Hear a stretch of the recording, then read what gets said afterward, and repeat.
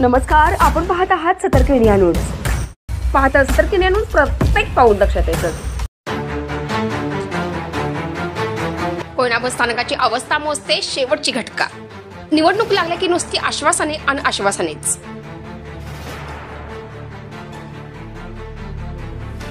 महाराष्ट्राची भाग्यलक्ष्मी ठरलेल्या कोयना धरण नजीक असलेल्या कोयना बस स्थानकाची दयनीय अवस्था झाली आहे आणि या बस स्थानकातील रस्त्याची दुरवस्था, कोयनेची प्रतिष्ठा या बस स्थानकावर बाहेरून येणाऱ्या प्रत्येक प्रवाशाला दाखवत आहे.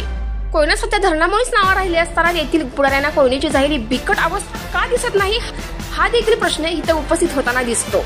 कोयना बस स्थानक परिसरात सफाई कामगार राजूने बोलताना सांगितले की गेल्या 3 वर्षापासून बस स्थानकाची ही अशी अवस्था झाली आहे आणि याकडे कोणीही बघत नाही. पडलेल्या खड्ड्यात नुसती माती आणून टाकतात, याच्या पलीकडे काहीही करत नाहीत. आणि आता आपण पाहत आहोत या आजीच्या संतप्ताच्या प्रतिक्रिया.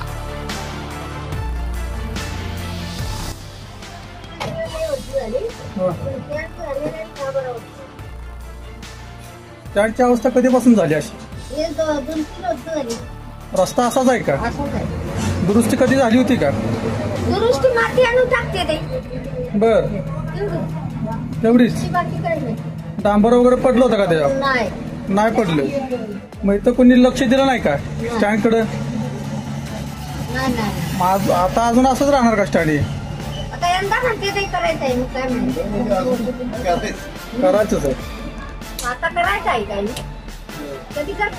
सतर्क इंडिया पाटण तालुका प्रतिनिधी नितीन खरमोडेसह सतर्क इंडिया न्यूज संतोषी जगदाळे, कोयना नगर, पाटण.